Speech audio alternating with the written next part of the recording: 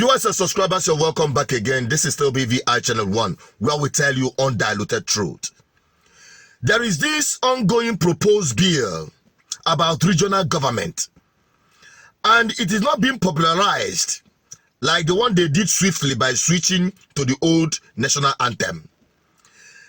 The Lagos State people are saying that they are not interested in being part of the regional government of the West.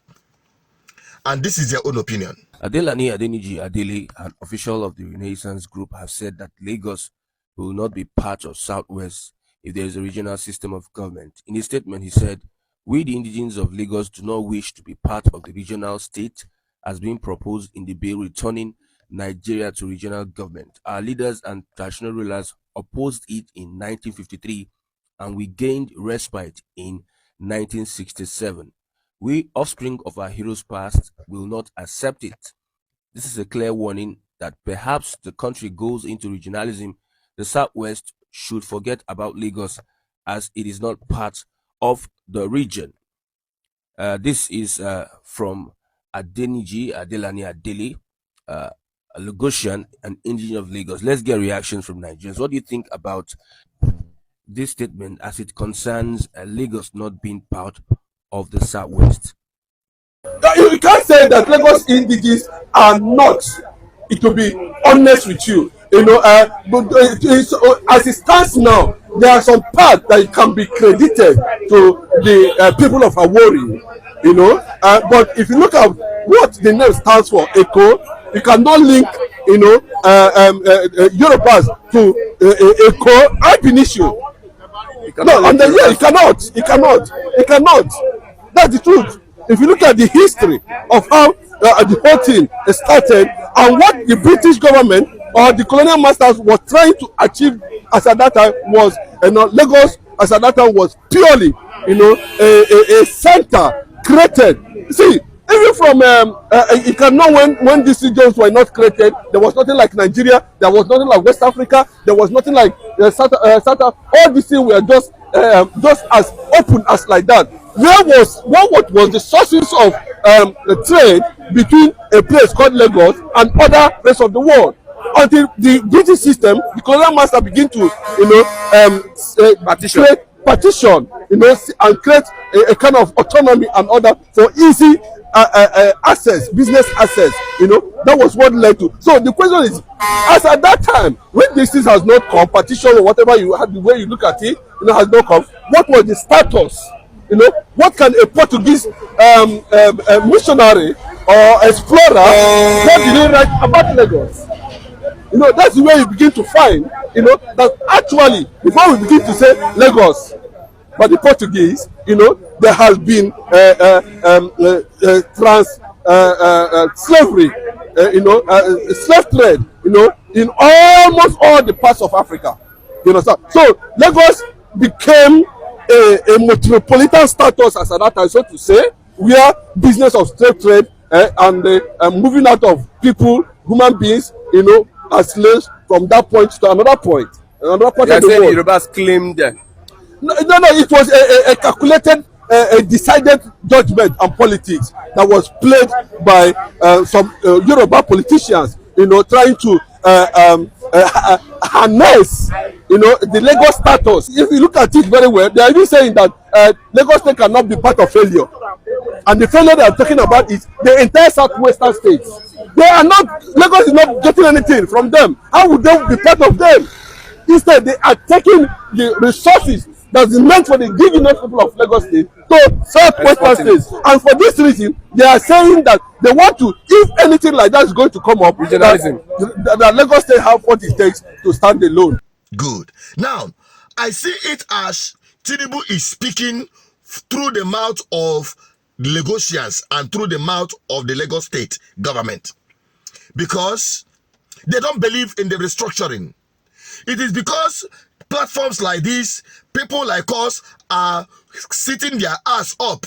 Now, all right, that is why they want to confuse Nigerians by saying they are proposing regional government, which is a welcome development if that is being passed swiftly, because we've said it, that is the irreducible minimum if this unworkable system should remain intact.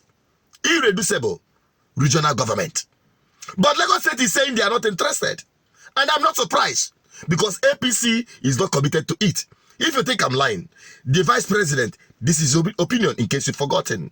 Elon Musk is talking about constricting the journey from London to New York to 31 minutes. But unfortunately, the topical issue in Nigeria is restructuring. Restructuring my foot. To hell with restructuring. Good. So tell me how they will enable this bill to get through swiftly as they did with the national anthem. National anthem, before we could say Jack Robinson, even before I could even hear it is a bill proposed, they already passed it at the National Assembly. But how many of you have heard about this regional government bill? They are playing politics with it. They want to use it to dissuade some of the Nigerian people who are agitating that this system has shocked and it needs to be broken in parts. They don't want to hear that one, so they want to use that one to hold body so that people will not give them that heat. But we'll continue giving them that heat. Of course, we know they are not committed. If you are quick to change the Nigerian national anthem back to the old one, how quick will you be to change Nigerian constitution back to the First Republic Constitution of 1963 or 1960 to 1963? No. Where you have regional government, where you have Nigeria as a real, true federal system. Because what we are running today is not a federal government. What we have here is unitary government posing as federal system. So Nigerians, would you support regional government to start with? As a Biafran, will you support regional government? As an Oduduwa, as an Arewa, will you support regional government? But I must tell you, every journey begins with a step. The journey to free Nigerians from Nigeria begins with restructuring Nigeria back to regional government. And I must tell you this, and this is not the first time you are hearing it from me. Because if that is the case, every region will man their resources. The resource control will no longer be a problem. The Niger Delta will no longer have any cause to say they are doing militancy against the federal government. There will not be any need for people saying we want a breakaway, for instance, in the case of Biafran people. If we have our own government in the control of our own people, within the control of our own people. And that is also part of self-determination. So that you'll be in control of your territory, your resources, your education, your justice system, your security, your economy. Let us start with that first, because that is the irreducible minimum. Then afterwards, if the regional governments wants to include referendum as part of their constitution, nobody will stop that. And they will effectively conduct their referendum and walk away if they wish to, if the entire system has become a burden upon them. And that is how to get independence. There is no two ways about it. Having regional government is the freedom we seek for a start. And I hope the agitators of Biafra, Oduduwa, and Arewa, this represents truly what you are agitating for. And that is the commitment of this platform. We speak this truth, and I hope you help me share it to as many as possible. Let Nigerians heighten this very proposed bill, and let us see it swiftly being passed into law.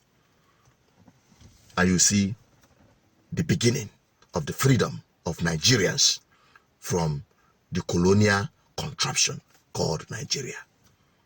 If this reflects your opinion, share it. Even if it doesn't, drop it on the comment section. Let the discussion continue. Will you support regional government in Nigeria? I'm Asuchinod Peters, the advocate for good governance. Bye-bye for now.